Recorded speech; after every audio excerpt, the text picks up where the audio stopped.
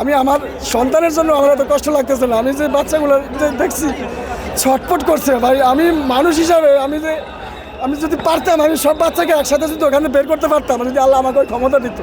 পরের সময় তো আমি দেখেছিলাম একটা উপর থেকে একটা আগুনের গোলার মতো একটা দ্রুত আসতেছে।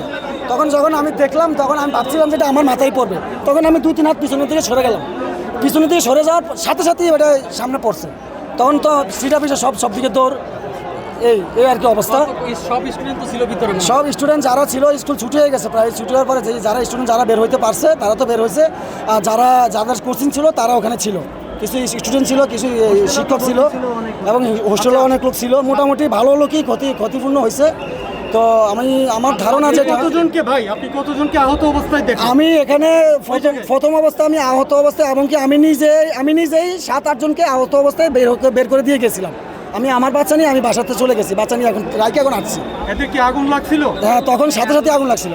ওদের গায়ে না, ওদের গায়ে আগুন লাগছে। মানে এত ক্ষত হয়েছে, এরকমভাবে ক্ষত হয়েছে, মানে পায়ের তালু থেকে মাথার তালু পর্যন্ত পুরো শরীর সাদা হয়ে গেছে, পুরো শরীর জ্বলে গেছে। মোটামুটি ওদের শরীরে কোনো পোশাক ছিল না।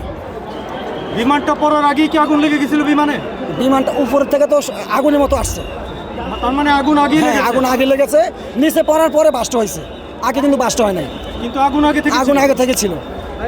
হ্যাঁ, আমি এটা তো আমি মিথ্যা বলতে পারবো না। আমি আমার 2টা চোখে আমি দেখেছি, এবং কি আমি যে ঘটনা দেখেছি, এটা হয়তো আমি মরে যাওয়ার আগ পর্যন্ত আমি এই সিনারি এবং কি এই জিনিসগুলো আমার মাথা থেকে কখনো যাবে না। আমি এই জিনিসগুলো আমি বলতে পারবো না। আমি বহুত দেখেছি, কিন্তু এই আতঙ্কটা এরকমভাবে ঘটেছে, এই ঘটনাটা যে না বলার মতোই। আমি মরে যাওয়ার আগ পর্যন্ত আমি আমার মাথা থেকে এই দৃশ্য আমি দূর করতে পারবো না। আপনার সন্তান তো ওইখানে হতে পারতো। জি, আমার বাচ্চারাও স্কুলে আছে, এবং কি আমার বাচ্চারা আল্লাহর রহমত আছে। ওরা আমি আগে বলেছি যে তুমি ওখানে থাকো, আমি তোমাকে আয়সা নিয়ে যাচ্ছি। তো আমি যখন ওরা ফোন দিছি, আমি ফোন কেটে দেওয়ার 3 মিনিটের মাথায় এই ঘটনা হয়েছে।